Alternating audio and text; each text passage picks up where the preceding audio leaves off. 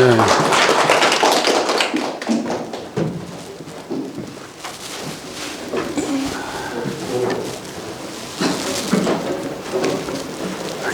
아유, 반갑습니다.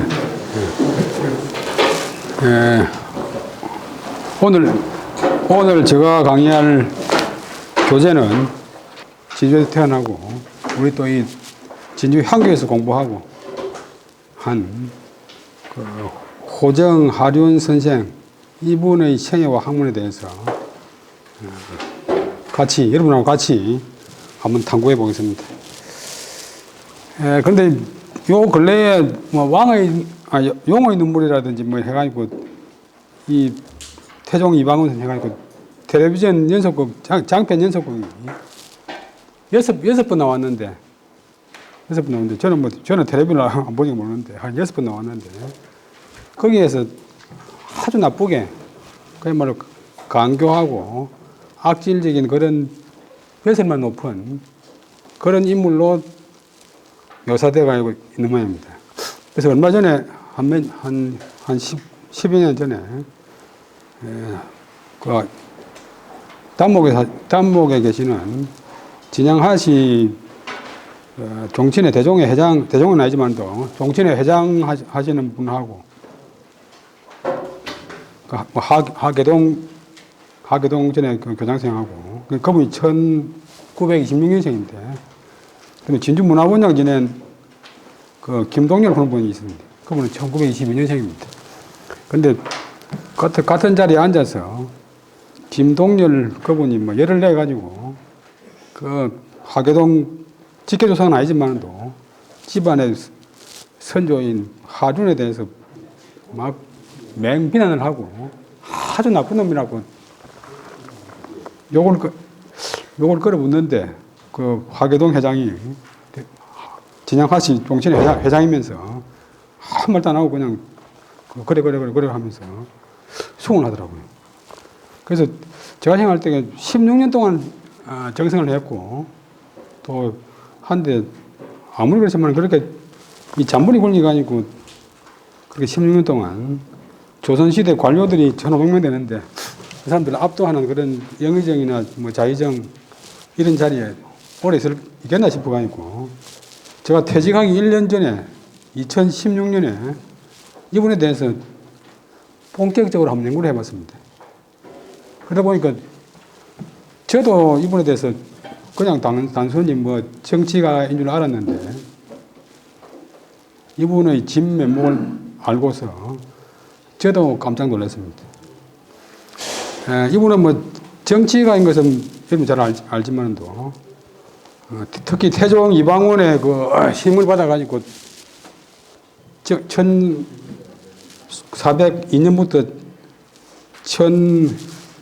1416년까지 16년 동안 정성의 자리에서 태종을 도운 그것은 알려진 사실이고 그 다음에 명나라에 4번 가서 명나라와 조선과의 초기의 그 외교적인 문제를 해결한 뛰어난 외교가입니다. 그 다음에 또 삼국 사략, 동국 통감 등을 쓴 역사학자입니다. 그 다음에 성리학 주장을 갖다가 주창했고 성리학에 관한 뭐 심설이라든지 또 성품성자, 성설 등등 성리학의 본격적인 논문을 쓴 최초의 분입니다. 그 다음에 임금이 공부하는 그 경련이 있는데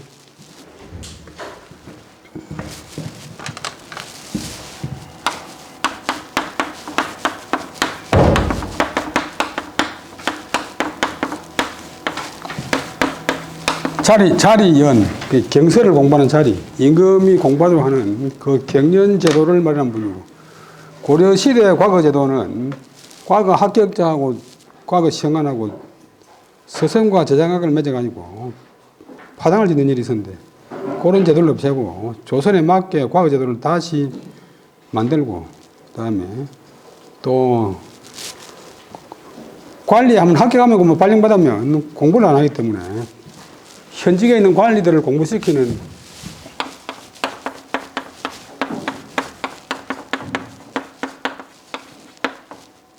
중시, 이때는 무월 중자이고 거듭 중자, 다시 시험 보는 중시 제도를 실시해가지고 발탁하는 이런 제도를 만들고, 그 다음에 대제학이라는 조선시대 가장 좋은 배설자리.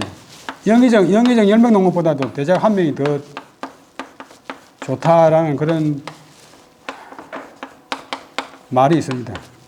그러니까 이 자리는 과거 시험 출제위원장, 과거 시험 채점위원장, 임금에게 공부를 가르치는 경연의 최고 책임자, 나라에서 지어내는 임금 명의의 모든 거의 최종 감독자 등등 해가지고 당시에 학문이나 문장이 제일 뛰어난 사람이 만든 것으로 되어 있는데 이 대제학을 여러 번 맡았습니다.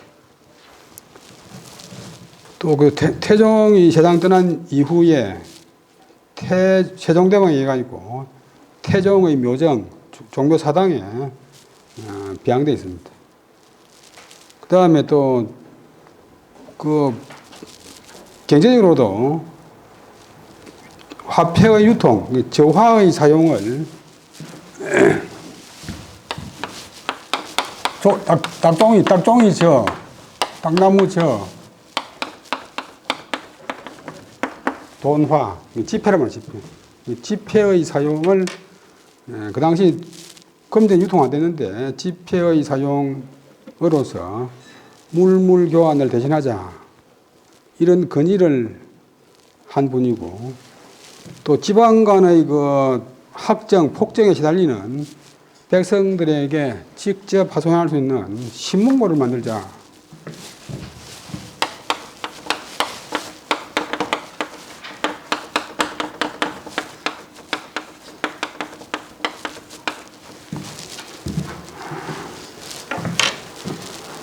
그 다음에 또,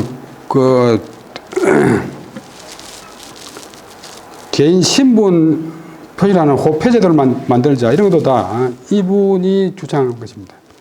그래서,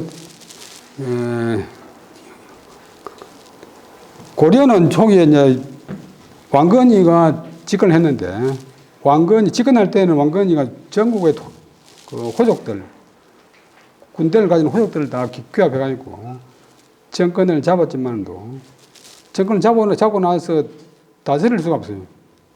다스릴 때는 기왕순왕을 따라온 신라의 귀족들이 그 자리를 다 차지합니다.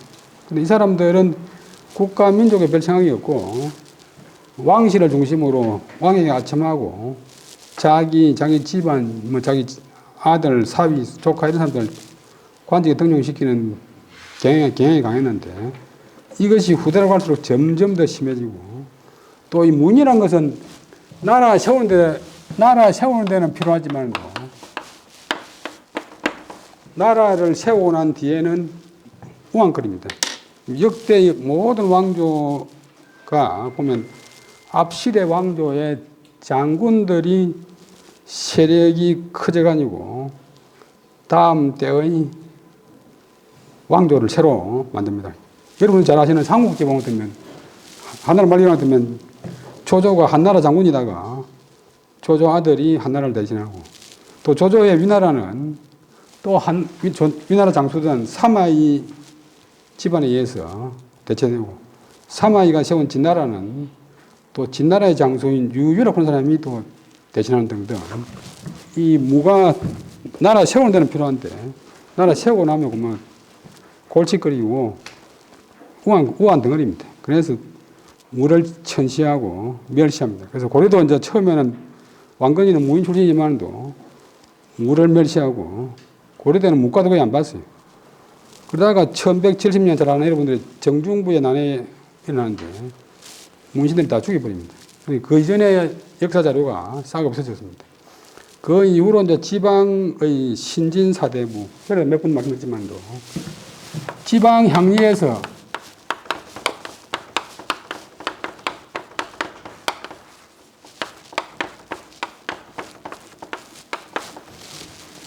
줄이 없고 빽이 없어서 중앙관계에 진출하지 못하다가 중앙관계가 정정부에 해가지고 싹 다 이제 몰살을 시켜버리니까 그 자리에 지방의 집안이 별로 대단하지 않은 그런 집안 사람들이 중앙정계에 진출합니다.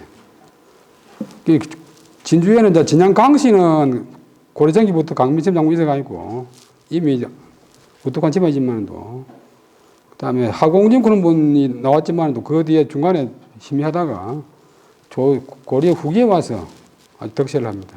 그다음에 진양 정씨도 마찬가지고 고려 후기에 오면 이 진주 출신의 강씨, 하씨, 정씨 이산들이 조정을 뭐 거의 다 차지합니다. 근데 그 중에 한 집안이 하륜 집안이 돼요.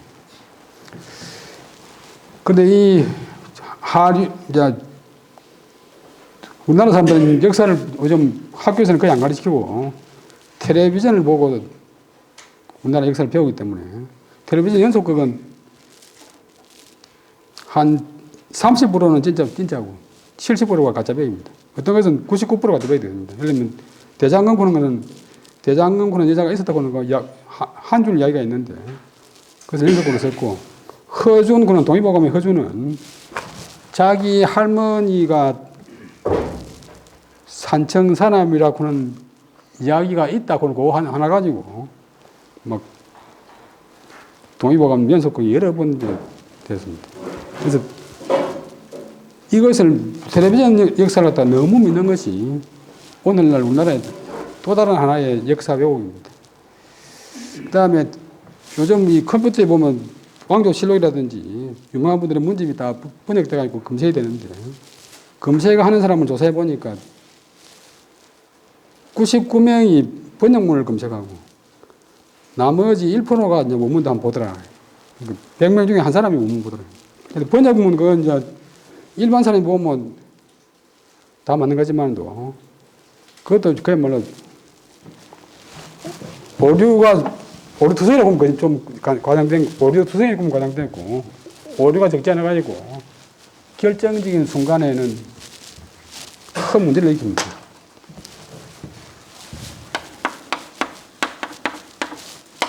어떤 유명한 한문학자가 광주시 집안에 시조인 둔촌 이집구는 분의 글을 번역하면서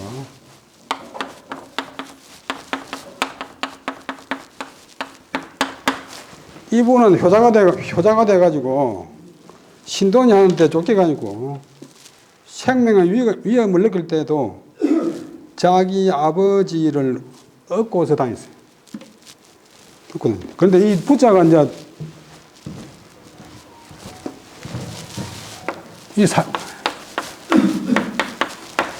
이거 사람 민자고, 이거는 조개패자인데, 뭐, 돈이나 물건을 진다는 뜻인데, 덩어리에 진다는 뜻도 있지만도, 또 다른 뜻은 저버린다, 배반한다, 또 배반한다, 뭐, 돌아선다, 이런 뜻이 있어요. 그러니까, 효자가 돼가지고, 아버지를 얻고서, 짐이 아니까 아버지를 얻고서 도망다녔다, 이런 뜻인데, 그 유명한 분인데 번역하면서 아버지를 버리고서 도망갔다 이렇게 번역을 책을 냈어요. 그래가지고 그 집안 광주시 집안이 대단한 집안인데 보고서 그 번역한 사람 불러가지고 책 전국에 배포한 큰 출판사 민음탓을 했어요. 5,000권을 다 회수해가지고 불사르고 중앙의 일간지 큰 뭐 중앙일보나 동아일보나 조선일보인데 일간지 일면에 가장 크기로 광고를 중앙일보지에 2군데, 지방지에 1군데, 3군데 내라. 중앙지 일면에 넣으면 한 3천만 원 내지 5천만 원 들어갑니다. 그래가지고 그 노인이 그래가지고 이 일 때문에 결국 얼마 뒤에 죽었어요. 그러니까 번역을 할 적에 99.99% 이렇게 되도록 노력해야지. 한 96%나 뭐 95% 하면 안 됐나. 이거는 99점이고 이거는 96점이 아니고 이거는 99점인데 이거는 빵점. 왜냐하면 암 수술하는 의사가 암의 균을 가능한 100% 제거해야 되지. 한 90, 6% 제거했다. 하나 뜨면 그 사람 죽습니다. 그리고 우리가 이제 이 역사를 볼 적에 될 수 있으면 책을 보고 배워야지. 텔레비전 엉터리 보고 배우면 안 된다. 그러니까 그동안 이제 하륜 선생이나 하시 집안만 모욕을 당하고, 뭐, 멸시를 당한 것이 아니라, 진주를 대표하는 인물이니까 진주가 간신을 배출하는 그런 골이 되고, 진주가 또 안 좋은 골이 되고, 이런 식이 되니까 이분에 대해서 한번 밝혀봐야 되겠다 싶어서 제가 비교적 아주 문집을 다 읽어보고 세밀하게 연구를 해봤습니다. 그리고 또 이분은 이제 마지막에 그 70세 때 돌아가셨는데 70세 때 벼슬을 그만두고 물러났을 때 태종이 토지 100결 일길이 대충 한 1정도 되는데 한 100정도 정도를 내렸는데 이것을 내 혼자 할 수 없다 해가지고 진주 고을에 속하는 향사당 선비들이 모여서 활 쏘고 예절 익히는 향사당에 기증을 했는데, 기증을 해서 진주의 원로들이 공동으로 나눠 쓰라 이렇게 이제 기금으로 기증을 했는데, 거기에 그 집 이름이 백오당입니다.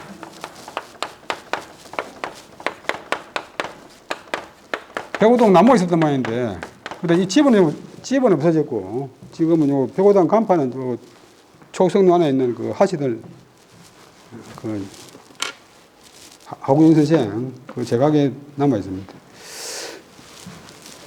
근데 그 글씨는 태종 어필이라고 막 하시들 주장했는데 태종 어필은 아니고 조선 중기에 진주 그 목사로 왔던 이재신의 글씨입니다. 그래서 우리가 역사에서 실제 이상으로 과장되게 선정된 사람도 있지만도 괜찮은 분인데 실제 이상으로 폄하돼 가지고 사람들한테 멸시당하는 그런 경우가 많은데 하륜 선생의 그 좀 억울한 면을 한번 밝히고 국가를 위해서 이렇게 많은 일을 했는데 우리가 뭐 간신으로 생각해서 되겠냐. 그다음에 이 128페이지 그냥 워낙 길어가지고 말로 하겠습니다. 근데 이분은 또 이제 문학가로서도 당시 최고의 학자인 포원 정몽준 선생보다도 더 선배인 목은 이색 선생.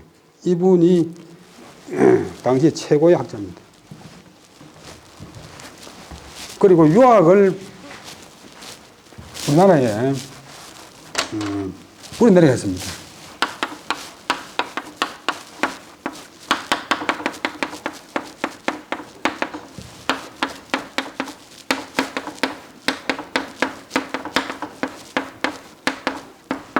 다 지방 향리 출신인데 이 아버지가 가정 이곡 하는 분인데 가정 이곡 하는 분이 한산이신데 그 당시까지만 해도 이분은 정성도 지나고 했지만 그 아버지가 뭐 중요한 벼슬에 가니까 집안이 안 좋으니까 거기에 임명하면 안 된다고 그렇게 관세받던 집안의 사람인데 아버지도 중국 과거에 합격하고 아들도 중국 과거에 합격이 아니고 중국의 그 당시 최고 가는 학자의 제자가 되어서 중국의 그 학통이 해외로 고려로 간다고는 그런 말까지 듣던 분인데 고려 돌아와서 성관을 재건하고 유학을 일으키고 벼슬도 정성점 되고 이분 혼자서 남긴 시가 지금 8,000수가 8,000수.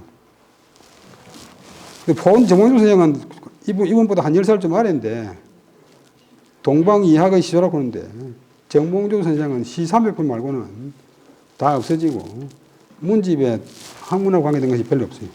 근데 이 목원 이생은 이분은 또 이제 불교를 믿어가지고 유학자들한테 그렇게 크게 대우를 못 받습니다. 근데 예를 들면 조선시대에 보면 너무 이제 이 벼슬을 버리고 물러나고 또 벼슬을 안 받고 사양하고 이런 분을 너무 숭상하는 경향이 있는데 그 절의를 지키고 의리를 지키는 그 나쁜 게 좋습니다만도 모든 사람들이 다 절의를 지키고 의리를 지키는 것 같으면 벼슬 안 하고 다 물러나면 자기 몸만 깨끗이 하는 것 같으면 국가를 다스릴 수가 없고, 그 다음에 또 괜찮은 사람이 물러나는 것을 너무 칭찬하는데, 그러면 그 자리를 빼앗냐고 그 자리를 갖다가 소인 간신들이 차지해가지고 나라를 더 망치는데, 나라를 망치는 건 나는 모르겠다. 그거 산속에 숨어 있으면 나라 망치는 것에 대한 방조자가 되니까 뱃을 나갔다고 해서 나쁘게 생각할 건 없어요. 뱃을 못 났다고 해서 뭐 참 그 대단하지만도 뱃을 나간 것도 그렇게 나쁘게 볼 건 아니다. 현실에 가서 예를 쓰는 사람이 있고 현실에 가서 뭐 손 떼는 사람이 있고 그런데 이 하려운 선생은 적극적으로 관직에 참여한 사람입니다. 그러면서도 글을 잘 지어가지고 당대 최고의 학자인 목원 이색의 신도비를 지었다. 여러분도 잘 아시지만도 어떤 사람이 돌아가시면 그분의 제자 중에서 제일 뛰어난 사람이 행장을 짓고 빈문을 짓고 문집 선문을 짓습니다. 그 다음에 포원 정몽준 선생하고는 한 10살 조금 차이 나는데 역시 스승을 모셨고 포원 정몽준 선생의 초기에 나온 그 문집에 이 또 하리운 선생이 서문을 씁니다. 그러니까 뱃을만 높다는 것이 아니고 학문이나 문장으로도 그 당시 인정받았다. 이렇게 알 수 있습니다. 그런데 불행하게도 이분은 아들 손자가 내려오다가 후손이 없어져 버렸어요. 요즘 후손이라고 나타난 사람도 있어가지고 막 시비가 되고 있는데 하여튼 원래 족보에는 후손이 없습니다. 그리고 문집도 본래 20건 자기가 다 간추리가 만들어 나왔는데 없어져 버리고 지금 전하는 문집은 1800년대 이후에 새로 주워 모아가지고 표집한 것이라서 시 22편,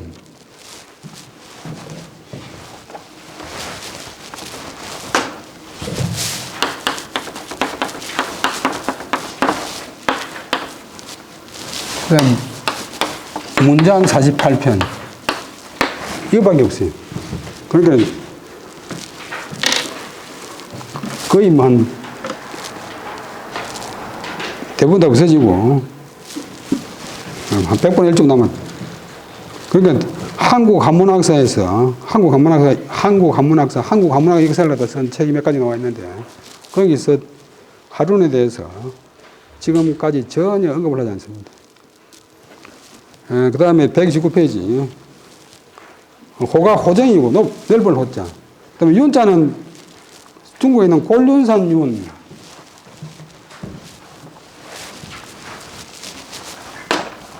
중국 서쪽에 있는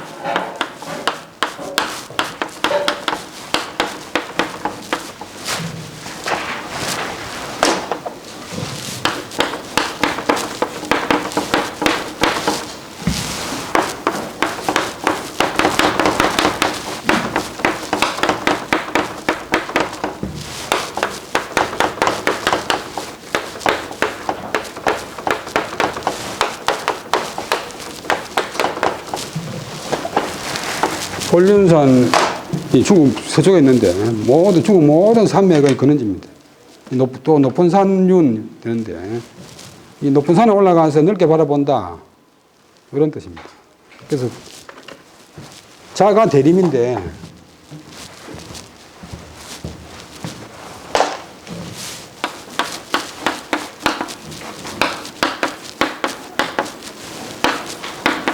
크게 임한다. 높은 산에 올라서 크게 멀리 본다. 여러분 산에 올라보면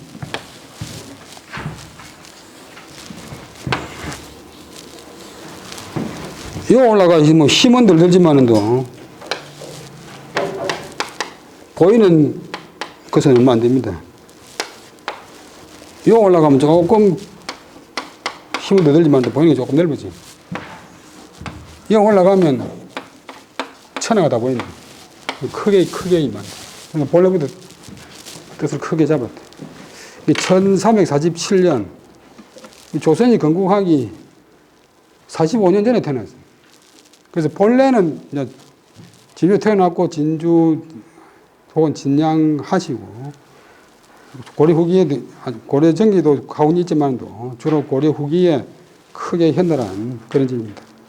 참고로 말씀드리면 129페이지에 세종실록에 붙은 우리나라 최초의 전국적인 지리지가 있는데 그중에 경상도 진주목 중앙에 둘째 셋째 줄 진주를 토성, 진주를 근본으로 하는 토착으로 하는 기본 성어로는 정시, 하시, 강시 이 성시들은 진주에 남아 있습니다.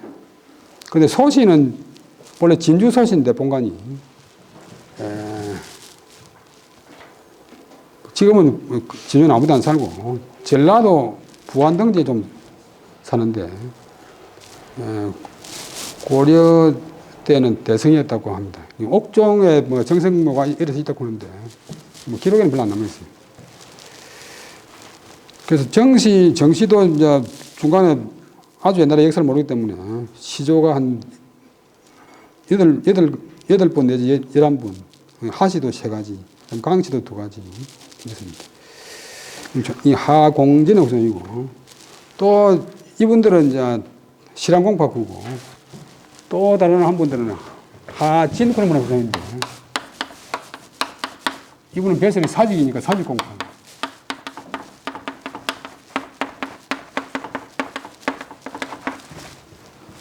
단목하고 수공 사는 분들은 실암공파고 그다음에 명석하고 옥종 사는 분들은 사직공파. 두 분의 관계를 모릅니다.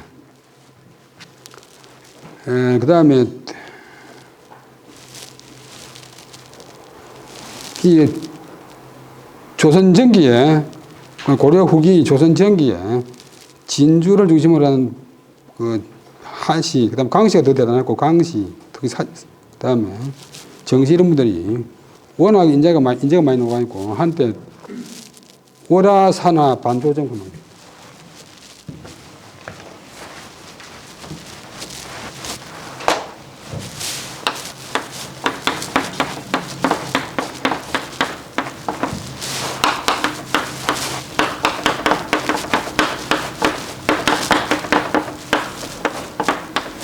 월화산 아래가 반조정이다. 월화산 아래 조정이 반이 있다. 강시, 하시, 정시 뭐 등등하고 고성이시. 그래서 그 하륜 정성보다 조금 뒤에 세종대왕 문종 때 정성을 하고 대작을 지낸 그 진주 출신 사직공파 경제 하영군은 분이 진주 향교 사교당, 지금 사교당 있잖아요. 다른 향교는 없는 진주 향교만 사교당이 있어요. 사교당의 기문에서 조선 전기의 진주의 분위기와 진주 출신의 인물들에 대해서 언급하는 글이 있어요. 사교는 뭐냐 보면 논에 보면 자교의 사시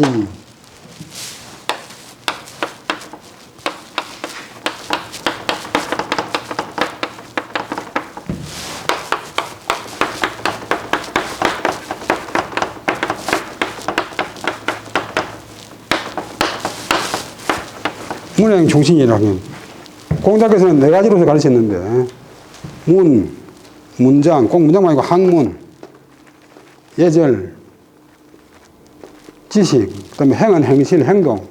충은 충성이 아니고 주자가 말하기를 진기. 진기가 뭐냐 하면 자기를 다한다. 자기의 최선을 다한다. 자기의 능력을 다한다.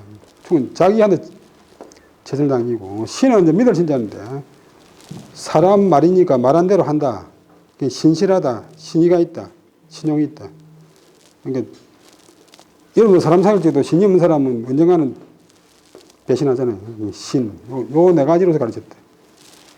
공자는 학문하고 행실하고 학과 행을 다 가르쳤다. 요다가 있고 사교. 이게 사교당. 다른 학교에는 없습니다.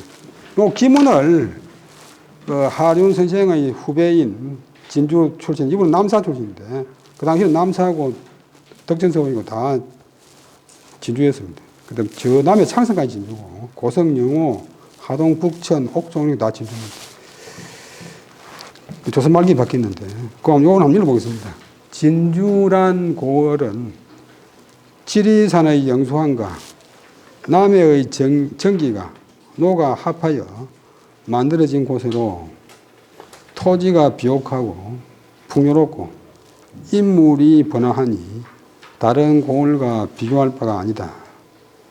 그러니까 여러분 잘 아는 고문지보에 나오는 인걸지령이라고. 아무리 그래서도 산수가 없으면 인재가 안 난다고.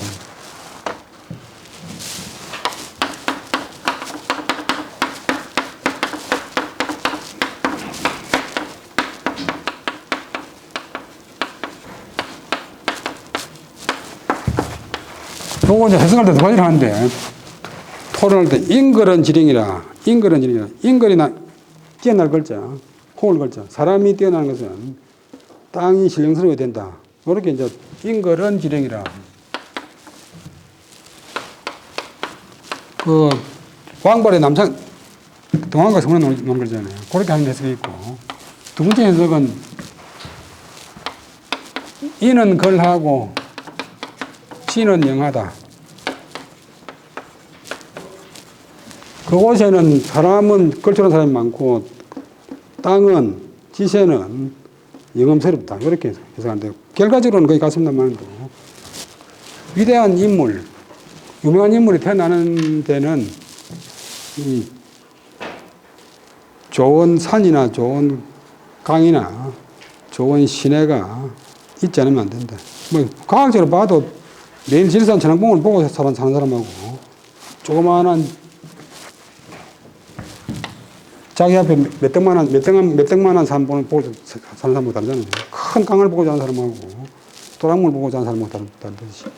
그래서 진주는 우리 남부지방의 육지에서 제일 뛰어난 우리나라 3대 명산인 지리산의 영수, 아주 걸출하고 연걸스럽고 빼어난 전기와 남해 바다의 전기가 노가 합하여 잘 융합되어서 만들어진 곳이다.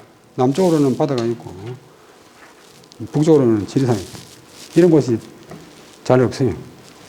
그래서 어떤 사람이 뭐 진주가 전국에서 제일 살기 좋은 곳은 요즘 인구가 뭐 별로 안 들어가 있고 좀 진주 사람들이 서울 많이 가는데 경상대학교 교수들도 퇴직 가면 전부 다 아니지만 대부분이 서울 가버리는데, 이 진주가 고려 때, 무신난 때, 무신 정권의 실권자, 최충원의 그 봉호가 진강호입니다. 진강호.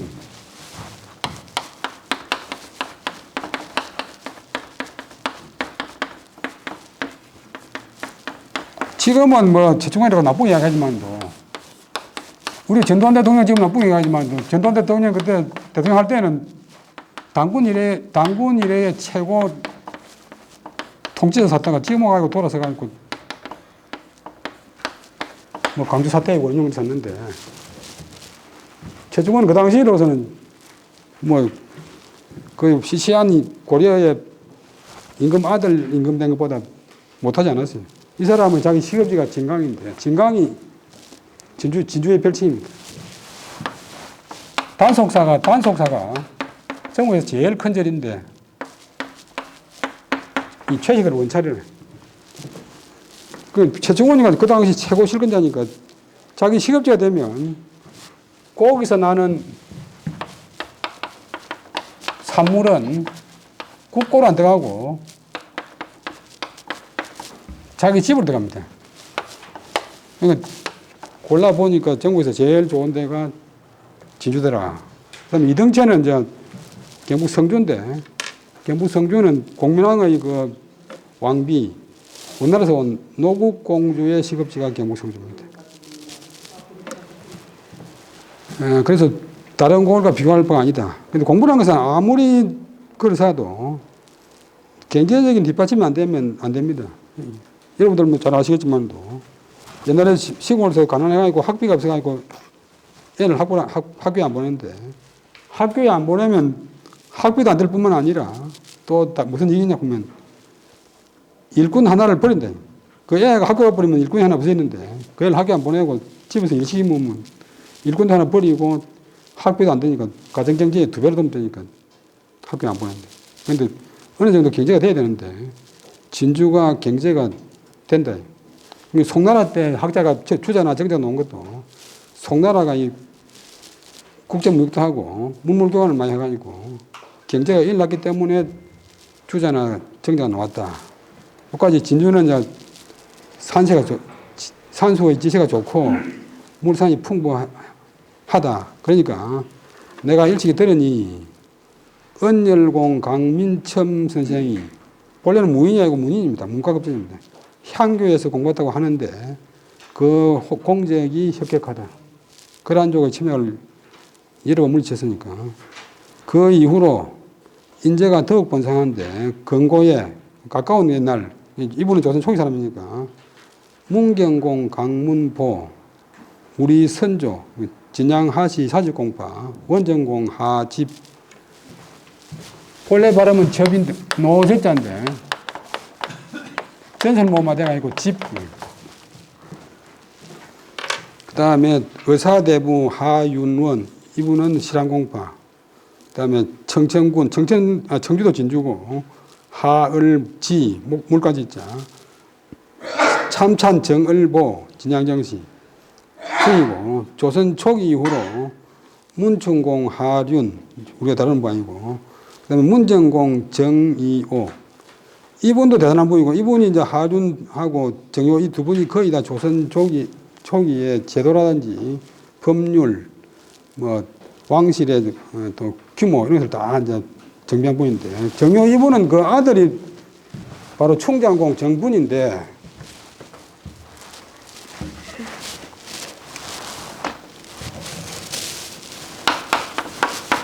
조가 총장공이고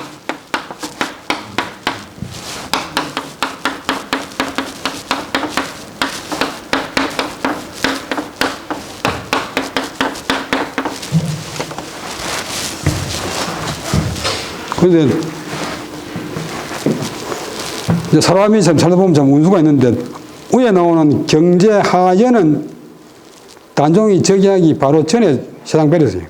그래서 사유신학과나 관계가 없이 이렇게 됐는데, 이 정의호 이분의 아들인 충장공 정부는 단종대 자의정을 했어요. 그래서 김종서하고 황보인을 먼저 죽이고, 그때 이분은 지방에 출장 가 있었는데, 출장에서 돌아오다가 잡혀가지고, 전라도 나간으로, 순천협회 나간으로 유배돼가지고, 거기서 한 1년 정도 회유를 당하다가, 끝내 안 되니까 죽이고, 처음에는 그 손들을 전부 노비로 만들어버렸어요.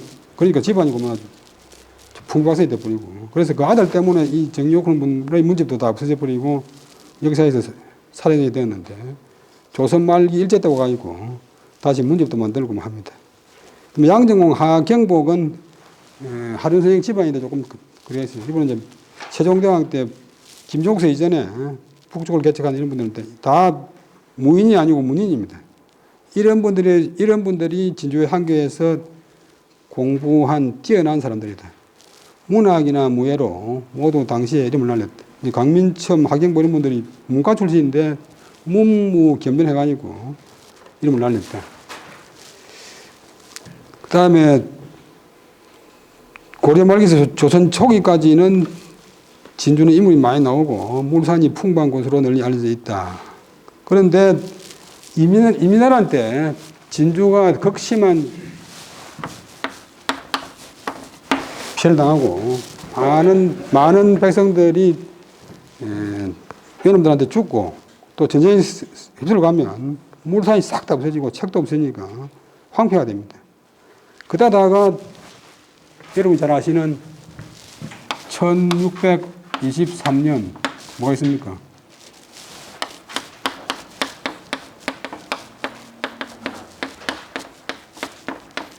소위 말하는 인조반정이라는 게 있어가지고 이 이후로는 영남, 특히 경상남도 지방, 경상 우도 지방은 조정에 진출하기가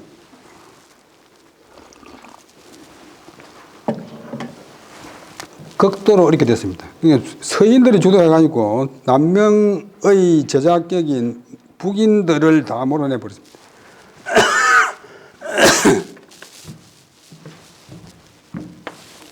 광해군 때는 북인들 잡고 있었는데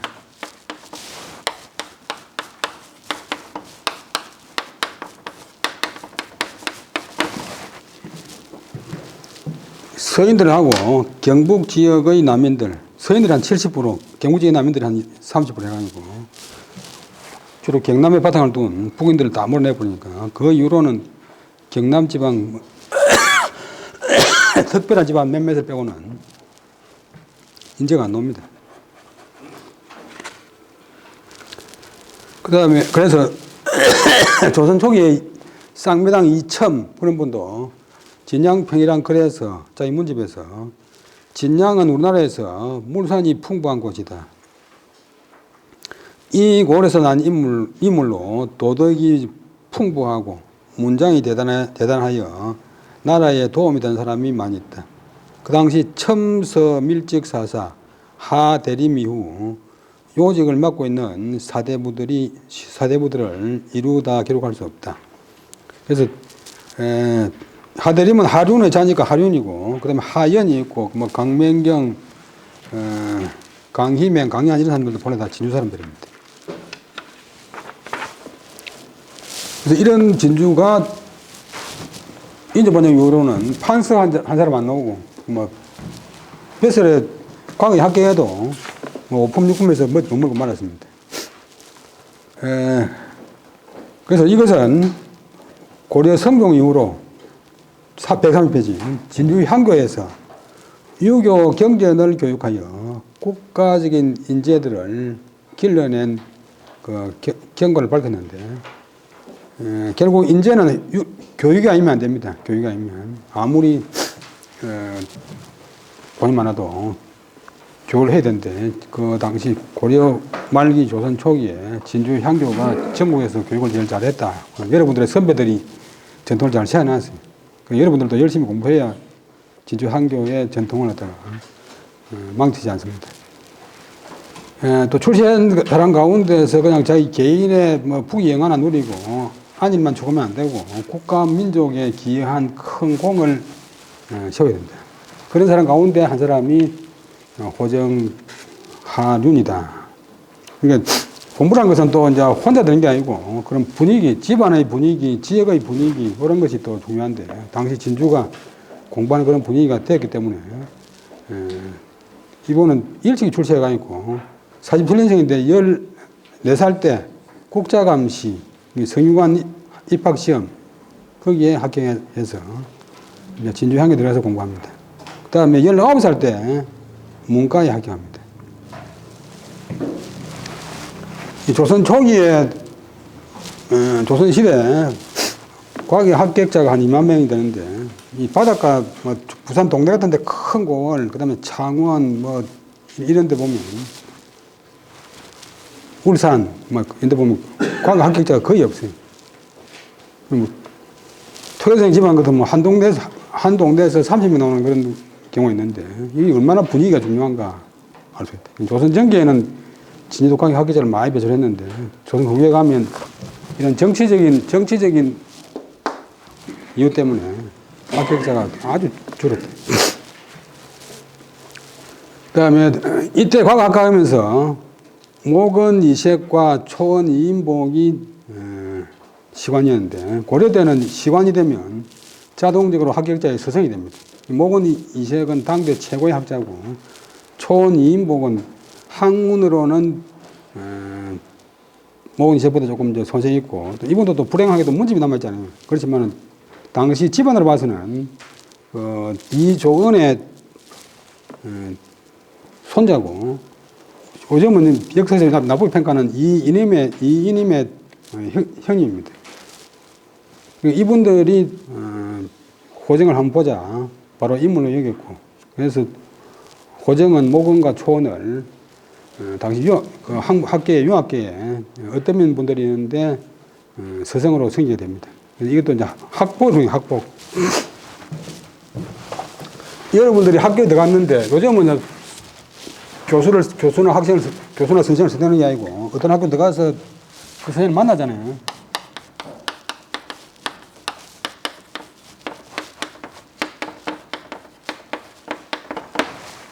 좋은 학교 들어가서 학교 들어갔는데 좋은 선생님을 만나는 것이 이제 학복, 또 자기가 뭐 어릴 때 공부할 분위기가 되는 그런 집안인 것도 학복, 또 좋은 친구가 있는 것도 학복, 그 다음에 반대말로 학마가요.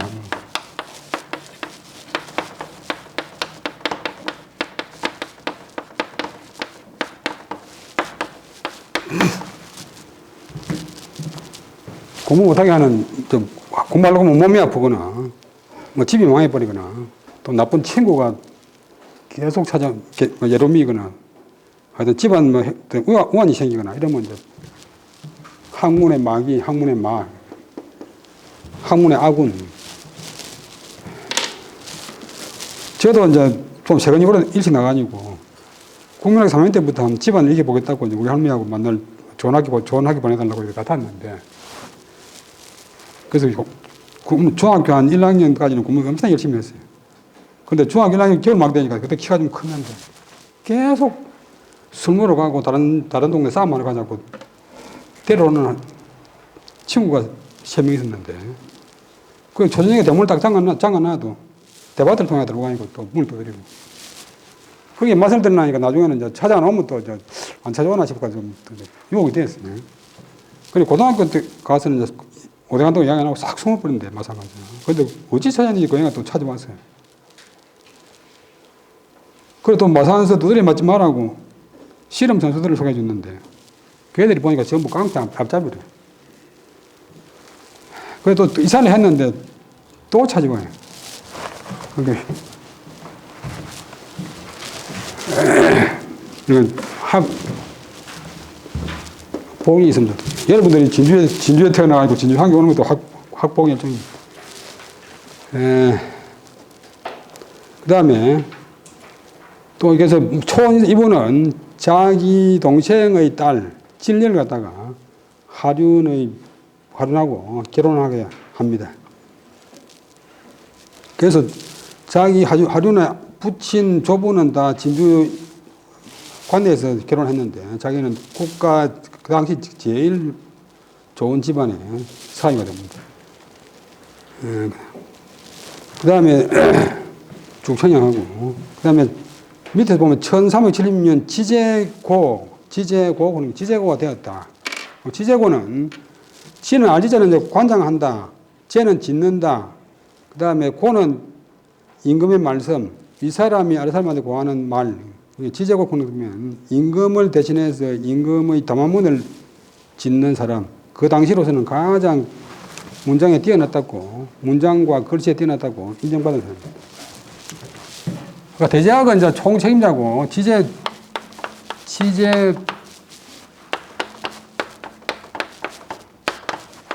조선시대는 지제 교육했는데,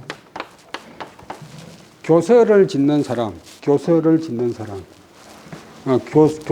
짓는 일을 관장하는 사람, 지제교를 지냈다 보면 그 사람 다른 거 볼 것 없이 그 사람은 학문과 문장에 뛰어났구나 하는 겁니다.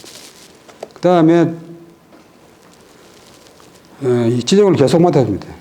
그 다음에 1379년에 성균관 대사성, 고려 때 대사성 지냈는데, 이때 대사성은 성균관의 총책임자, 요즘도 국립대학 총장, 서울대학 총장입니다. 이때 나이가 32살. 아니, 32살. 그 다음에 42살 때는 전리판서는 이조판서입니다. 조시대 이조판서에 임명되었습니다.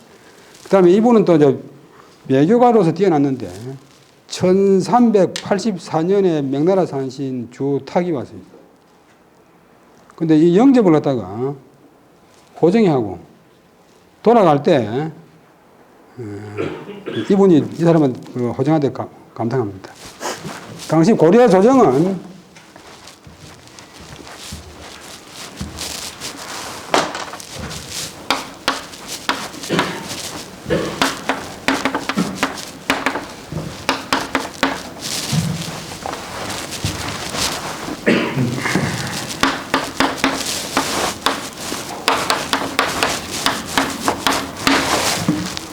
그 1368년에 주원장이가 10년 동안 싸워가지고 남경의 도읍을 정합니다.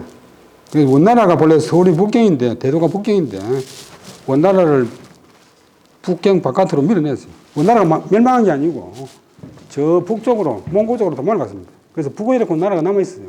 이 고려 때니까 자꾸 고려의 것을 요구를 해가지고, 명나라하고 관계를 맺는다고 간섭했습니다. 그래서 그때 고려 조정이 이제 친원파, 우리가 계속 원나라의 사인하라고, 원나라와 관계 좋았는데, 원나라를 배반할 수 있나 해가지고,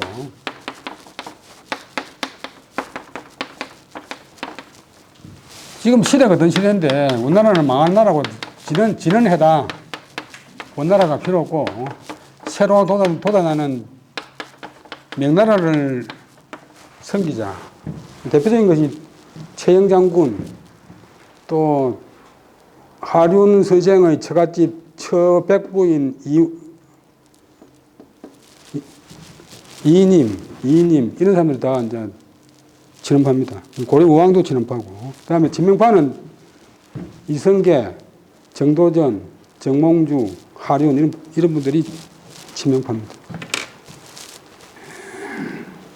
그래서 이제 1387년이 되면 103페이지 맨 끝에 1387년이 되면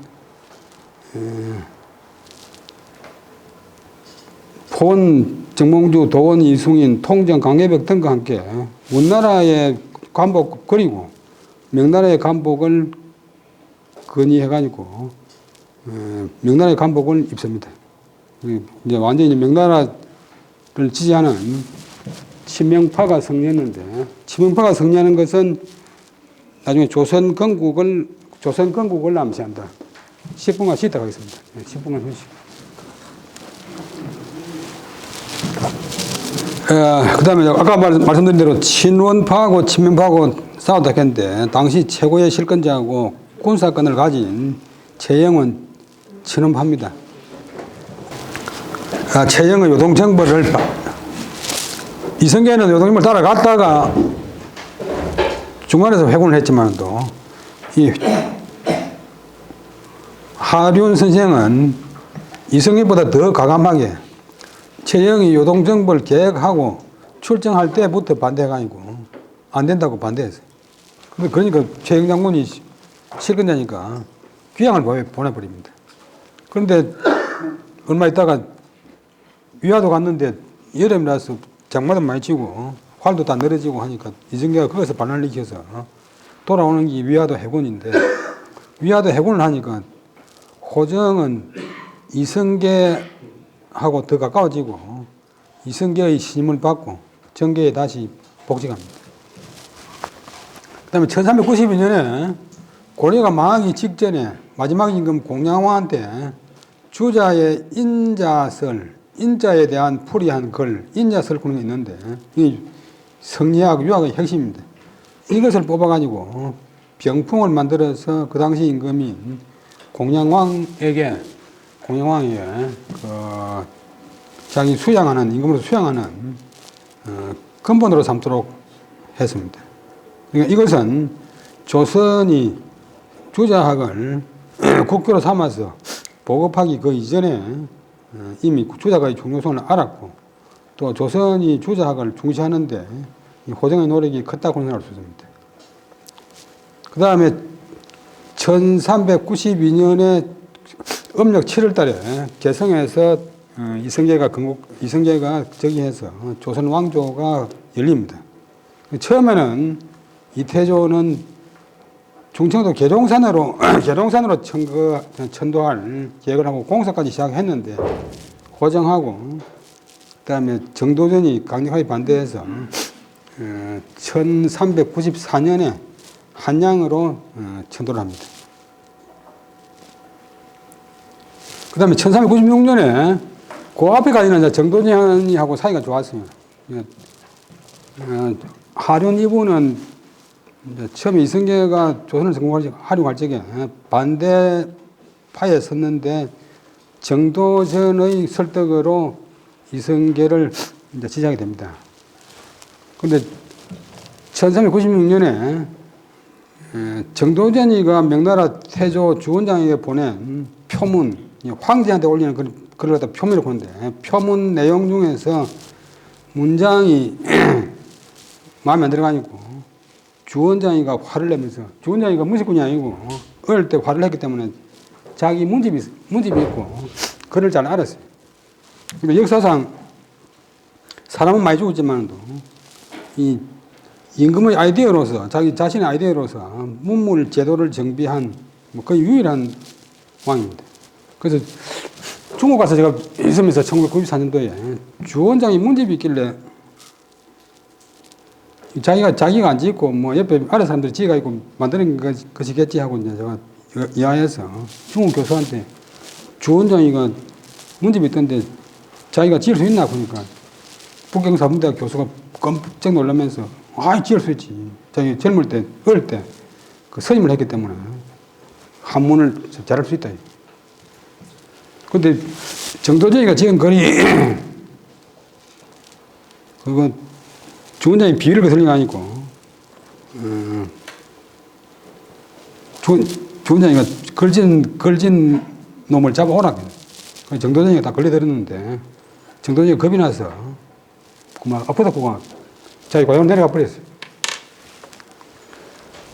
예를 들면 태계생 같은 경우도 우리나라 사람들이 한문을 걸어주는 것 때문에 중국에 살아있는 글이 아니고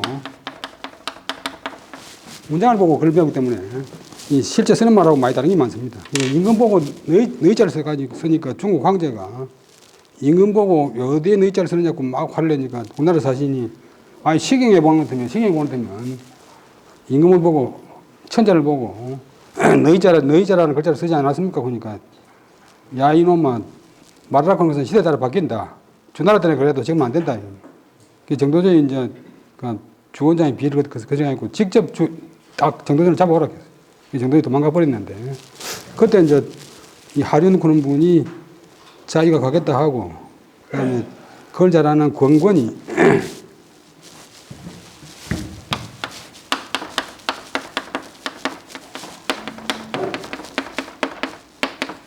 양총 건건 이런 분들 데리고 중국 갑니다. 중국에서 온 사신이 하륜 정도전은 숨어버리고 하륜이가 따라가서 주원장하고 이야기해가지고 주원장의 노염을 다 풀고 일을 다 해결합니다. 근데 이제 처음에 이제 중국에서 정도전이 잡아 들으려 할 적에 다른 사람들은 막 이제 정도전이 보호를 했는데 하륜이는 정도전이가 직접 가야 됩니다. 정도전이 보내야 됩니다. 이렇게 그런 바람에 그때부터 정도전하고 사이 나빠져가지고 그럼 그 절로 다시는 두 사람 관계가 회복이 안 됩니다.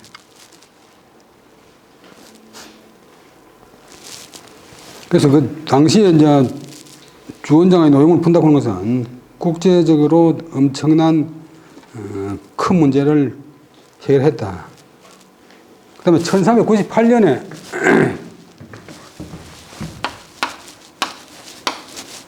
주원장이 죽고 그 손자 주원장의 큰아들은 이제 마음이 약해가지고 아버지가 하는 것을 보고 겁을 많이 냈는데 주원장보다 먼저 죽었어요. 주원장의 아들이 26명 있는데 그 손자가 저기 합니다. 그런데 주원장은 1368년에 황제되어 있고 1398년 30년 동안 황제를 했습니다. 그 다음에 왕자의 난을 한 번 겪고 나서 1400년에 이제 자기 형님을 이제 왕으로 시켰다가 1400년에는 이방원이 직접 왕이 됩니다. 그런데 그 바로 직전에 정도전이 이제 이성계하고 모의를 해가지고 왕이 약해야 자기 권한이 있으니까 이성계의 후처에서 나온 방석이 있는데 맨 막내 방석을 왕위를 계승하려고 어린 방석을 왕위를 주려고 이제 계획을 세웠어요. 그런데 이방원이 이제 고민할 적에 하륜이가 이방원을 알아보고 먼저 정도전을 죽이라고 고지를 합니다. 정도전의 계획은 이방원도 죽이고 이제 이방원의 참모도 죽이려고 했는데 먼저 그 계획을 알고서 정도전을 죽이려고 합니다. 그래서 이제 이것이 1차의 방전아닌데 정도전을 죽이고 방석을 죽입니다. 죽이고 나서 자기 둘째 형님 정종한테 임금전을 주고 이방원은 일단 뒤로 물러나 있습니다. 그때 태조는 화가 나서 함흥으로 돌아가 버리지, 이성계는. 그래서 전해오는 이야기로는 호정은 남의 관상을 잘 보는데 이방원을 딱 보고 나서 이방원의 그 장인인 민재를 통해서 내 좀 보자 해가지고 은근히 이제 왕이 오를 것을 갖다가 권유를 합니다. 그래서 131페이지 태종이 즉위하자 바로 중앙관수로 불러가지고 정사 1등 공신, 그다음에 진상군 등에 봉하고 호정은 1416년에 상대하는데 이 태종은 1419년에 세종한테 왕위를 물려주는데 그동안 계속 정성 내지 정성급의 자리에서 태종의 가장 두터운 짐을 받고 중요한 일을 건의해서 시행되도록 합니다. 그다음에 98년에 그다음에 130페이지 1402년 지경연사가 돼가지고 경연 강의에 자주 참여했고 경연은 임금에게 경서 강의하는 그런 자리인데 경연에 들어가고 보면 나중에는 홍문관, 예문관 관리 들어가는데 경은 경서고 사서상경은 경서고 서는 대자리 연 임금이 공부하는 학교입니다. 그래서 이 경서를 가리키는 경연관이 되면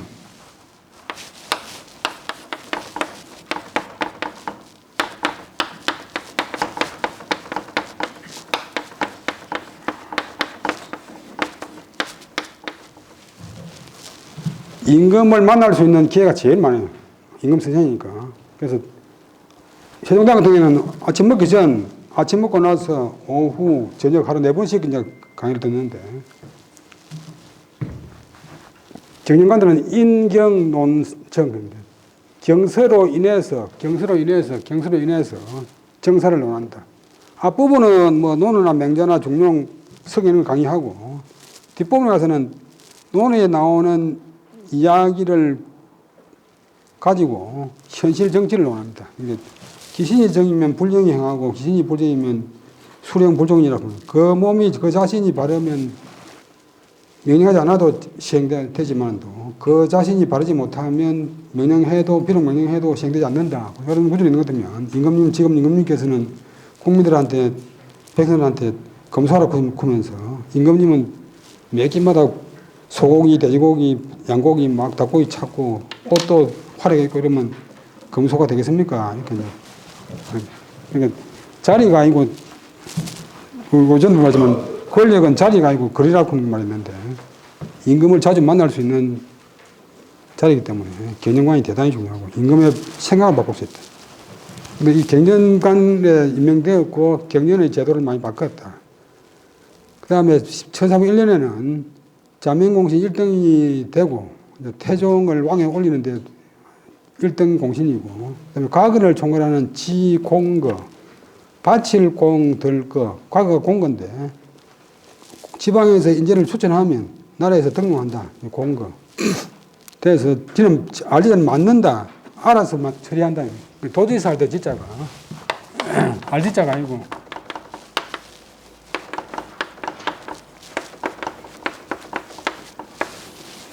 알아서 맡아 처리한다. 그래서 과거 이제 선발위원장이 되어서 조선 전기에 많은 인재를 선발했다. 그 다음에 학문에 있어서도 단순히 과거 시험을 위한 그런 학문만 아니고 130페이지 중간에 도학, 조선 후기에 퇴계나 남명 등이 중시한 도학의 중요성을 일찍이 알았다. 문과에 급제한 관리들이 과거 시험에만 필요한 아주 과거를 위한 공부, 진짜 공부가 아닌 공부만 하기 때문에 식견이 부족했는데 다시 공부하도록 아까 말한 대로 중시를 시행했다. 그 다음에 133페이지 불교 신도들은 좀 싫어하겠지만도 1405년에 자정성이 되고 세자를 가르치는 서성, 세자를 가르치는 서성은 다음 때의 왕을 만들기 때문에 대단히 중요한 자리입니다. 주로 정성이 겸하는데 세자사를 겸했다. 그 다음에 또 한 가지가 조선이 숭유억불 정책을 썼는데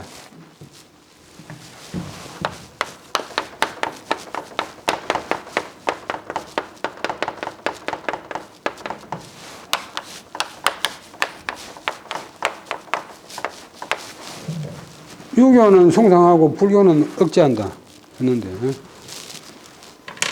이 아이디어도 정도전하고 하륜이가 됐습니다. 이 정도전하고 하륜은 불교를 배척할 뿐만 아니라 불교의 교리를 잘 알았어요. 그래서 불교의 허점을 다 파악해가지고 반박하고 그 고려가 망한 몇 가지 이유 가운데 하나가 불교의 타락인데 불교가 많은 농장을 차지하고 많은 사람을 절간에 이 노비로 부름을 해서 농장을 차지함으로 해서 세금을 절간은 안 냅니다.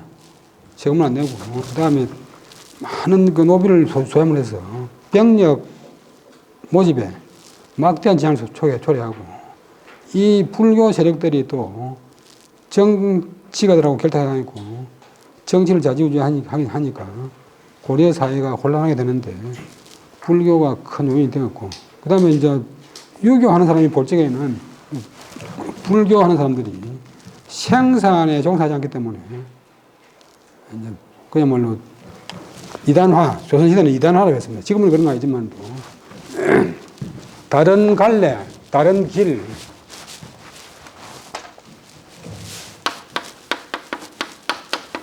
조선시대는 이제 실제로 불교를 대단히 배척했는데 지금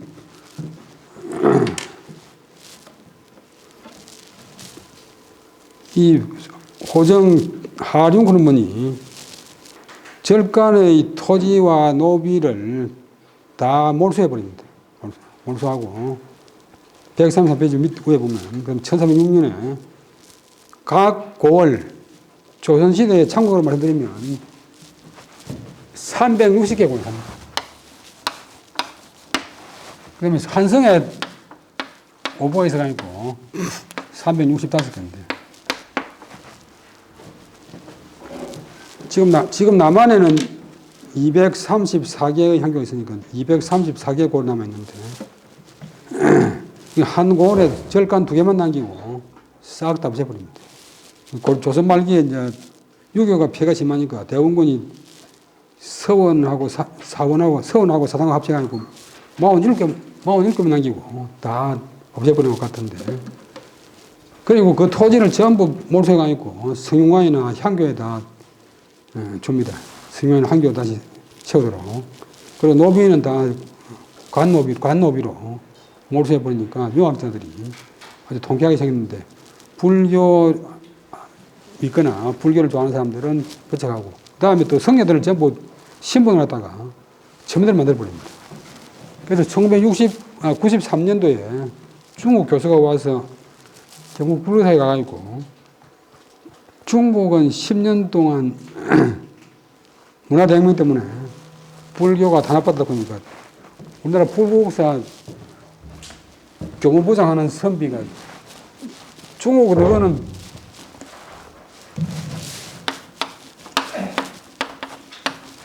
(10년) 동안 탄압받았다고 그렇게 우나 우리는 500년 탄압받았다. 내가 제가 깜짝 놀라가지고 무슨 500년 보니까 조선시대 불교를 얼마나 탄압했냐고 그러세요. 오늘날 이제 각 종교끼리 서로 싸우면 안 되고 서로 인정하고 서로 화합해야 됩니다. 특히 유교는 뭐 다른 종교 믿는 사람들이 와도 얼마든지 그 위에 있기 때문에 이건 종교가 아니고 사람 사는 윤리고 기본 질서이기 때문에 다른 종교 믿는 사람들이 얼마든지 와도 배척할 거 없습니다. 그 다음에 영의정이 되었는데, 이제 그 다음에 최고비서를 됐는데, 1408년에. 거기에 대해서 태종 이방원이 호정 선생을 칭찬하는 그런 구절이 있는데 한번 읽어보겠습니다. 경은 높은 관직에 있는 사람을 갖다가 높여서 경구입니다. 경은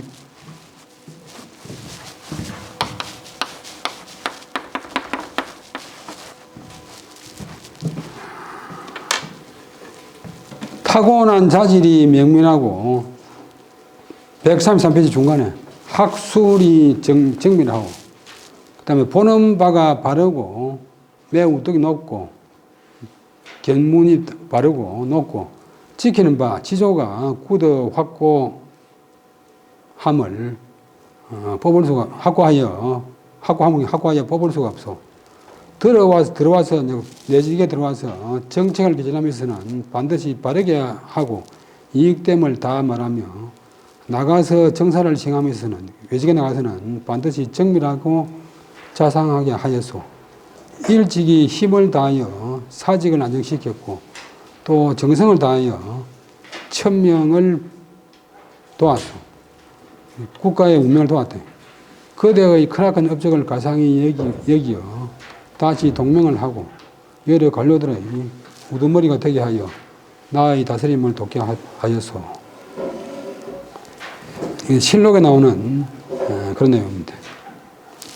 그 다음에 지공권은 여러 번 맡아가지고 많은 인재들을 선발합니다. 대표적인 사람이 윤회, 병계량 이런 분입니다. 그 다음에 1416년 70세로 치사한다고 말하는 치는 요들은 돌려줄 치, 벼슬사, 명예으로 말하는데, 벼슬 자리를 돌려준다. 임금한테 받은 벼슬 자리를 돌려준다. 이제 사퇴한다. 그러자 진산 구원군에 봉했다가, 그냥 파면 아니니까 그대로 이제 원님 대신으로서 나라에 큰일 있을 때 자문을 구하도록 했는데, 그다음에 자진해서 태조 이성계의 윗대 산소가 다 왕으로 추봉했는데 함흥건방에 있습니다. 그래서 그 왕실 설령 웃대의 능을 순시하다가 자기가 자청해서 갔다가 한경도 정평군 함흥 옆에서 잡고 있습니다. 태종이 3일 동안 조회를 중지했고 7일 동안 소선, 고기 없는 반찬을 먹었고 그 다음에 사제문을 내리고 또 많은 부의를 하고 서울까지 항행돼서 호상해서 환도하도록 특별한 대우를 했습니다. 그 다음에 문총이라는 시호를 내는데 이 문신 가운데서는 제일 좋은 시호가 문총입니다.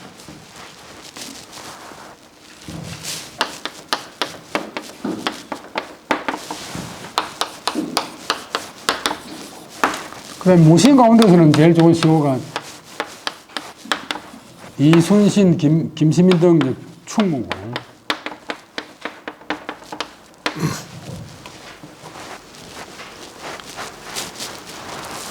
학자들의 제일 좋은 시호는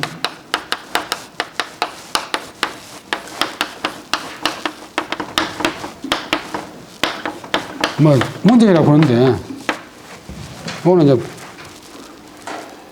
미수, 허목, 우암, 송시열 이런 분들 다 문제이고 그 다음에 근데 퇴계선생은 문송은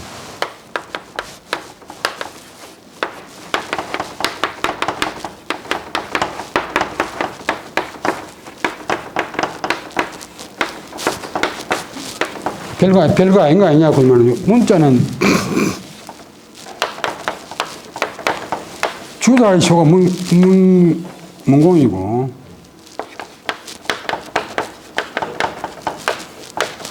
정자의 시호가 수공입니다. 그래서 주자 정자의 학문을 다 겸했다.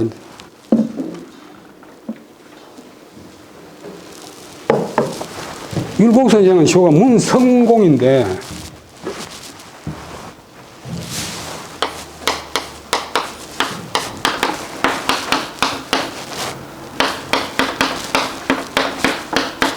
율곡은 아이디어가 많아가지고 생애 동안 일을 많이 했다.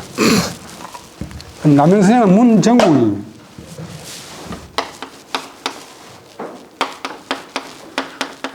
고들 지냐니까 오늘 절개를 짓겠다고.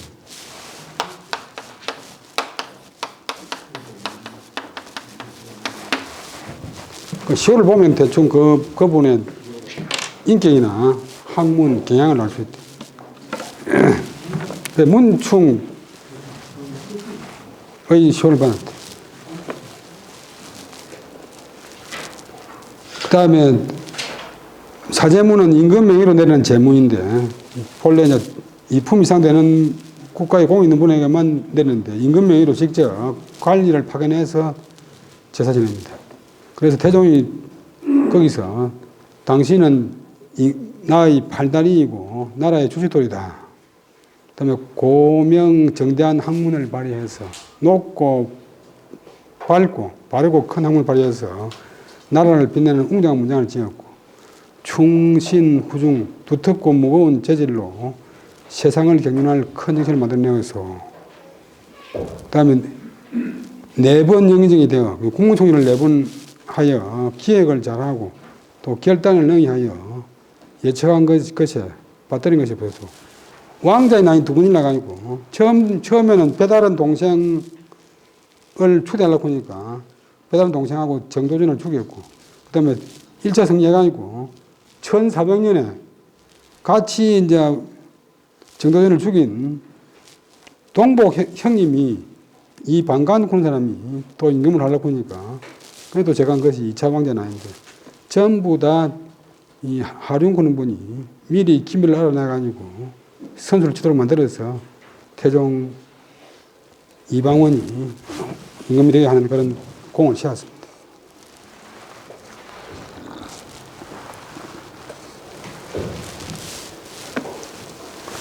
뭐든지 힘만 가지고 되는 게 아니고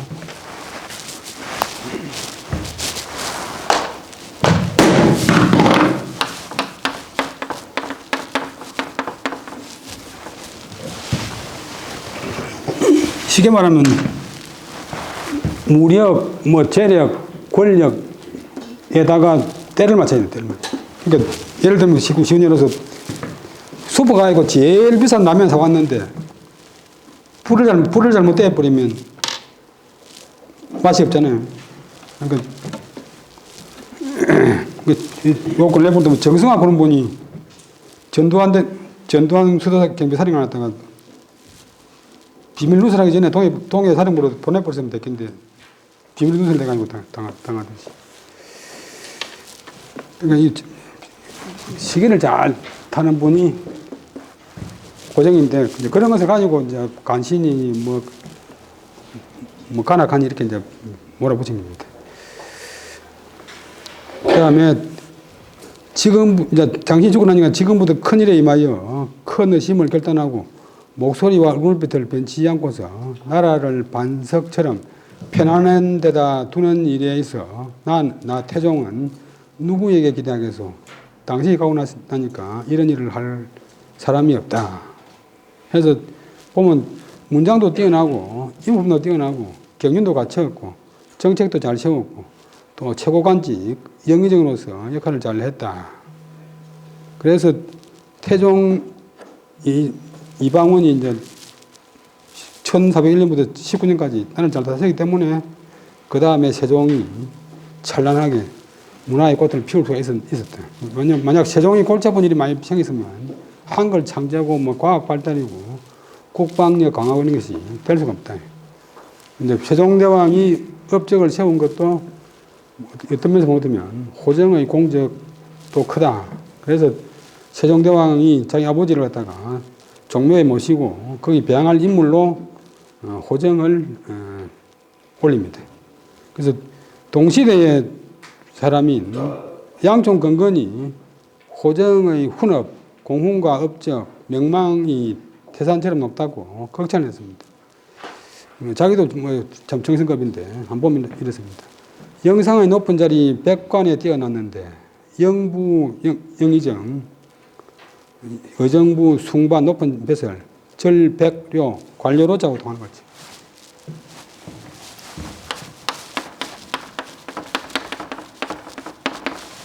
절은 뛰어났다. 그다음에 진산부원군 훈업과 덕망 태산처럼 높도다. 진산은 진주의 별칭인데 이제 군에 봉할 때는 본적지를 가지고 봉합니다. 본적지. 그래서 앞에 사람이 이제 진양왕이나 진주를 써먹었으면 그 다음에 이제 진주의 별칭인 뭐 진산 또 진천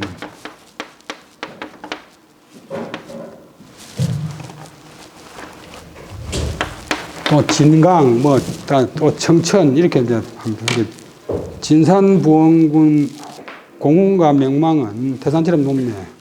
강직함과 정도를 지켜 굳건하게 죄가 탔고 수지 강정을 수지하여 견여철 굳기와 죄가 탔고 정밀하게 분석하여 틀까지 파고들었네. 부석 정밀하고 미묘한 것을 분석해서 세세하여 틀에까지 들어갔다. 그 다음에 호사원은 추이도하고 넓은 문장의 근원은 이태백과 두본을 따랐고 외외상업 높고 높은 정성의 업적은 한나라 유방을 도와서 천하를 평정한 3대 공신 소하 그다음에 어디는 조참구입니다. 정리할 때는 정삼구인데 이들은 조참도 낮추어 보겠네. 외외상업비 소조 그래서 소하나 조참보다도 더 걸출한 인물이다 이렇게 극찬을 했습니다. 그 다음에 134쪽 맨 끝에 보면 외교적인 업적 외교 사신을 보낼 때는 우리나라가 사대한다고 하지만도 사대한다고 비난하는 게 아니고 작은 나라가 살기 위해서 하는 어쩔 수 없는 도리입니다. 그런데 세 사람을 보냈는데 지금 결국은 이제 조선 임진왜란때 중국 명나라 군대를 끌어오려고 하면 명나라 황제나 명나라 고위 관료들의 마음을 움직여야 되는데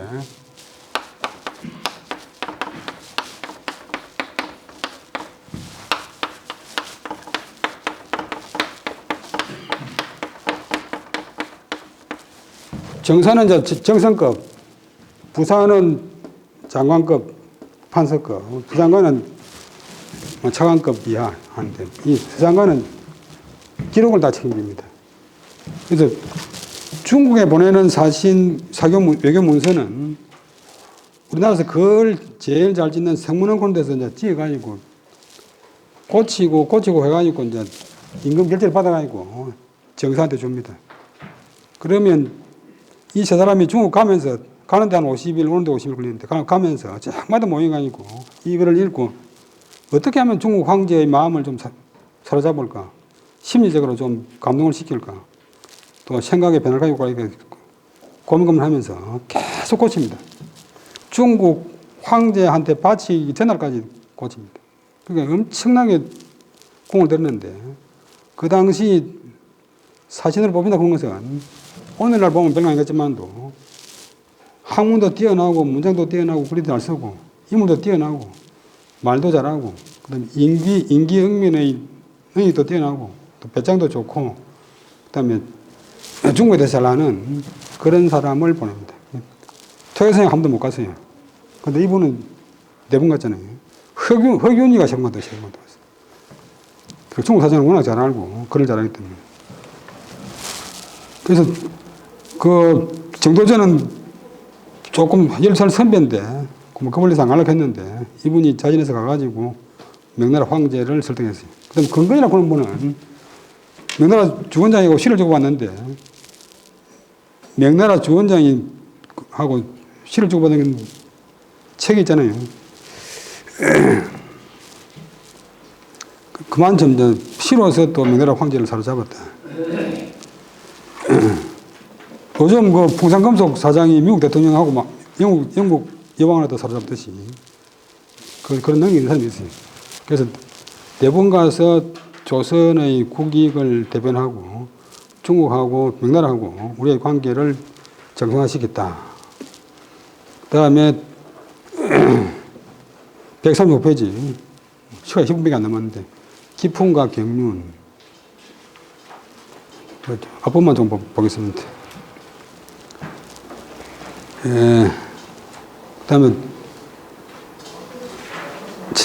타고난 자질이 중후하고 식견이 밝고 도량이 넓었다. 조용하면서도 수월하고 까다롭지 않고 묵중하며 평생에 바른 말과 급한 울부짖이 없었다. 조복을 입고서 의심나는 것을 판단하고 정책을 결정할 때는 그 기상이 의연하고 끊고 헐뜯거나 식전하는 말에도 조금도 마음이 흔들리지 않았다. 요즘 정치가들이 많이 배워야 될 겁니다. 정성이 되었을 때는 큰 체제를 유지하기에 힘쓰고 까다롭게 살피는 것을 일삼지 않았다. 그 다음에 자기 몸가짐이나 사람들을 접할 때 한결같이 정성으로 하여 거짓이 없었다. 결국은 정성이고 결국은 바른 길. 일가들에게는 어지럽고 벗에게는 믿음이 있었고 아래로 노복에 이르기까지 모두 그 은혜를 그리워했다. 주로 이제 비문이고 뭐 이런 사람이 조금 이제 조문만 이야기하지만도 뭐 그런 게 있었다. 그 다음에 인재를 추천하면서는 늘 미치지 못하는 듯이 했고, 조그마한 착감도 반드시 다른 사람의 조그마한 착감도 반드시 취하였고, 작은 허물은 덮어주었다. 논어에 보면 사소가 그 말 있잖아요.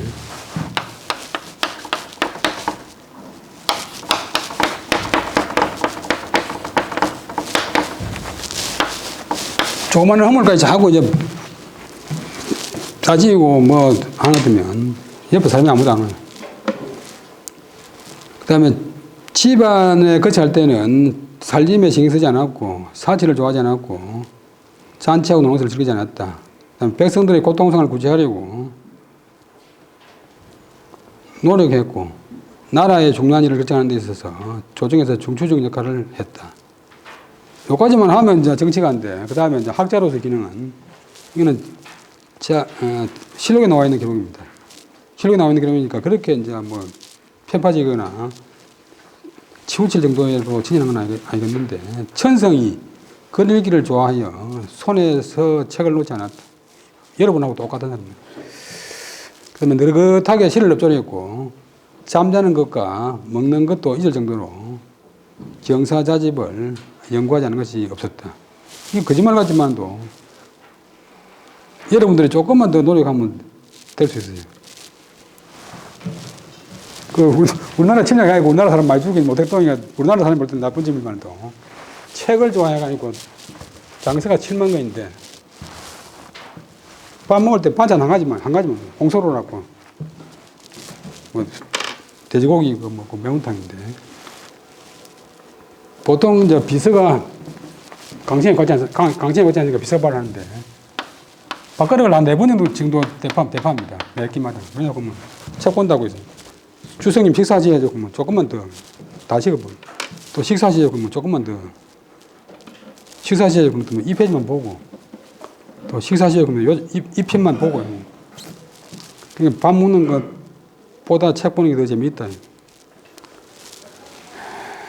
저는 지금 이런 말 할 자격이 없는 것이 뭐 너무 이제 시간 안 지키다가 탈이 나버렸으니까.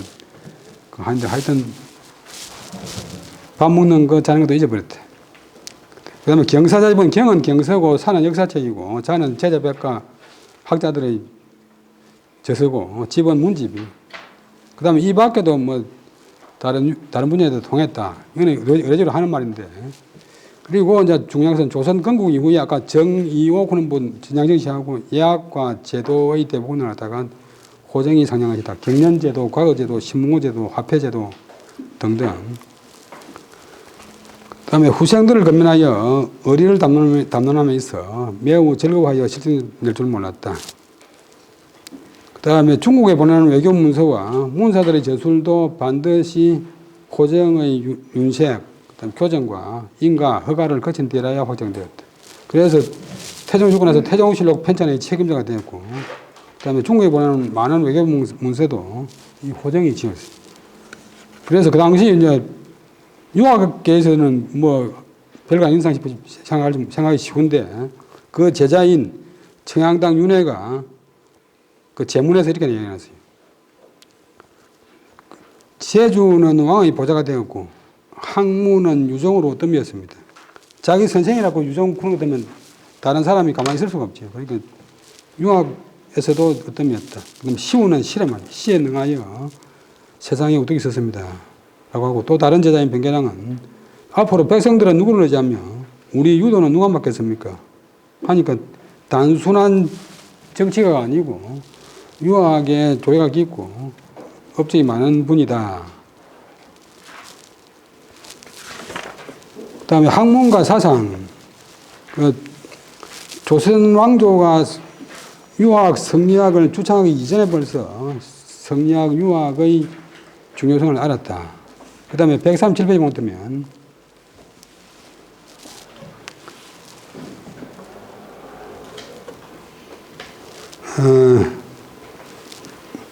136페이지 밑에 보겠습니다.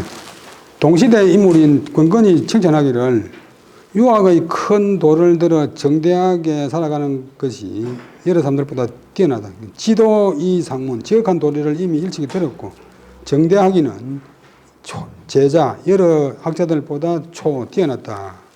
그 다음에 137페이지 보면 그 셋째 달러에 보면 진주 출신 대제학 교원 정이호와 함께 사서전료, 사서도 일반 사람이 보기에는 너무 기니까 이걸 줄여가지고 전료, 절실한 것, 요긴한 것만 뽑아서 사서 추약본을 만들어서 보고합니다. 이것은 유교의 기반 형성과 유교의 보급에 큰 기여를 했습니다. 그런데 오늘날은 이 책이 보이지는 않아요. 그 다음에 유학의 본격적인 논문인 심설, 마음이 무엇인가, 성설, 본성이 무엇인가 했는데 이거는 뭐 퇴계나 율곡보다 훨씬 한 200년 전에 벌써 이런 글을 지어서 성리학을 본격적으로 연구하기 시작했다. 그 다음에 넘어가고 그 다음에 139페이지 문학 세계. 당시에 최고로 추앙받던 포원 정몽주 선생의 시집에 서문을 썼다. 그 다음에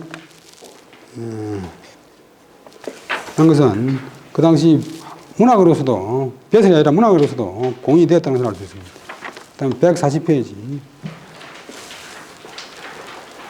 그 제자 변계량이 호정의 시문을 평해서 저술은 호탕하고 빼언하고 법대에 맞았습니다. 옛 격조를 개성하였고 정밀한 말을 분석해 내었습니다.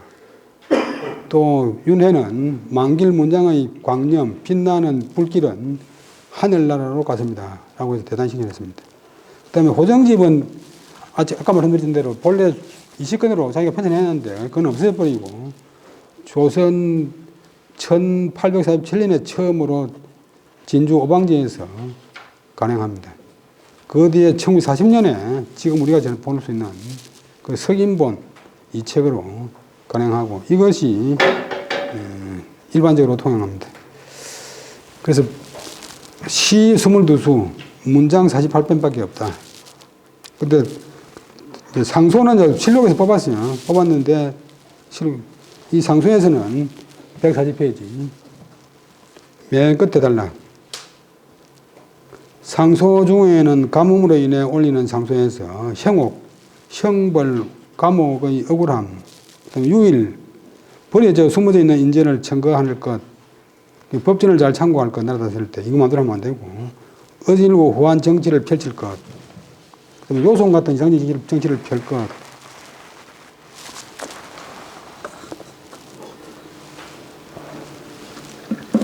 그 다음에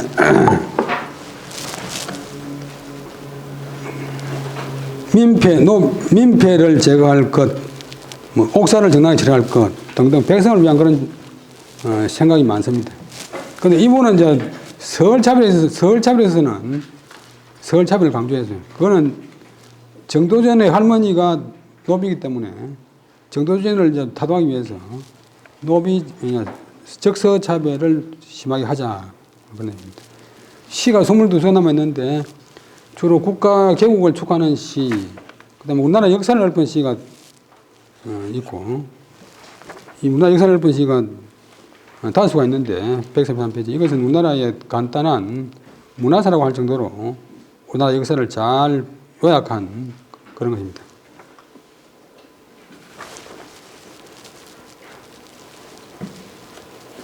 다음에 그 다섯 중에서 그 과거 시험에 관한 제도의 찬양, 또 자기 서성, 이색의 학문에 대한 찬양 이런 등등이 있습니다. 산문은 135페이지 뭐 지금 다 없어지고 경예루 기문, 궁궐의 연회장소인 경예루의 기문을 썼다는 것도 그 당시 국가에서 최고의 문장으로 인정받은 것이고, 정몽주 문집 서문, 그 다음에 목원 이색의 신도비, 진주로 볼 때는 촉성로 기문을 있고, 촉성로 기문. 단순히 그 경치모사가 아니고, 기문 경치모사가 아니고, 이거는 66세 때 세상 떠나기 4년 전에 진주의 원로들의 요청으로 지었습니다. 그 당시 이제 외국 침략으로 원래 있던 촉성루가 불타버리고 새로 지었는데, 그래서 이 촉성루를 지으면서 146페이지 중간에 정치적인 교훈을 담았어요.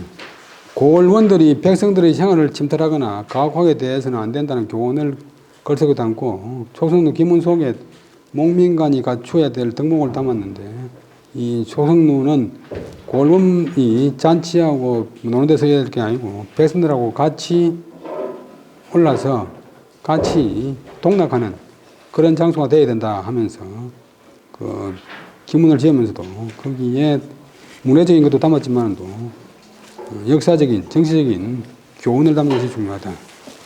그다음에 결론은 뭐 대부분 다 이야기했는데, 아까 아침에 맨 처음 말씀한 대로 우리가 텔레비전 보고서 단순히 간신히 뭐 교활하니 이렇게 평가할 인물이 아니고, 이 하림뿐만 아니라 모든 분이 다릅니다. 일반 사람들이 막 멋대로 이야기하는데, 남명집을 한번 보고 남명에 대해서 이야기하는 거야. 퇴계집을 한번 보고 퇴계집을 이야기하는 거야. 퇴계집을 못 알아도 퇴계집에 관한 글이나 남명에 관한 글이나 유명에 관한 글을 보고 난 뒤에 비판을 해야 되겠는데, 정말 자기 마음대로, 일반 사람들 마음대로 이야기하면 괜찮은데, 교수나 뭐 이런 사람들이 실제로 예를 들면 성균관대학교 유학대학 교수가 도산서원에 와가지고 하이너대로 답사하고 가니까 도산서원 내려오면서 퇴계이가 아무것도 아니다. 퇴계집이 볼 거 아무것도 없다. 이런 식으로 이야기하는 거거든요. 자기는 멋대로 이야기하지만도 그 배우는 학생들한테 학생들을 오도하고 일반 사람들을 오도하기 때문에 좀 신중하게 인물을 평가해야 된다. 그래서 우리 하륜 선생이 진주를 대표하는 그런 인물이었는데, 그동안 억울한 것을 많이 당했는데, 오늘 여러분들하고 같이 살펴보니까 참 그야말로 진주를 대표할 만한 인물이고, 조선 왕조가 기틀을 세우는데 큰 공을 한 그런 인물이다. 앞으로 하륜 선생 문집이 최근에 많은 그런 사람이 이해가지고 분해이 되었는데, 여러분이 구해가지고 간직하고 읽어보시면 배울 게 많을 것입니다. 뭐 혹시 제가 수업을 못한 것은 여러분들 돌아가시가지고 읽어보시면 다 알 수 있으니까 하시고, 그 외에 다 자료도 찾아보시고. 이 공부는 이제 수업 등록 중요하지만도, 늘 말씀드리지만 공부의 큰 영역은 두 가지인데, 독서는 이제 다른 사람이 지어놓은 책을 보고 다른 사람이 기다리면서 배우는 겁니다. 그 다음에 그보다 더 중요한 것이 국리인데, 국리는 이치를 공부하는 것이니까 자기가 하는 겁니다. 이게 더 중요하고, 오늘날은 뭐 정보가 많고 스마트폰, 컴퓨터, 뭐 책이 많기 때문에 국리를 안 하는데, 국리를 해야만 자기가 되고.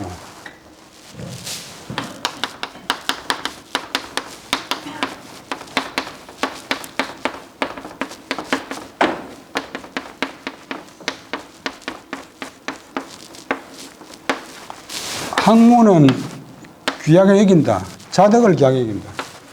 자기 스스로 터득하는 것을 귀하게 여긴다. 뭘 읽어보고 아하, 이렇구나, 그렇구나, 이렇게 감탄이 나올 정도가 되도록 자기가 이해해야 됩니다. 그래서 오늘 공부 못한 것은 여러분들 뒤에 또 두고 하시면 되겠습니다. 강의 이것으로 마치도록 하겠습니다. 네, 대단히 감사합니다.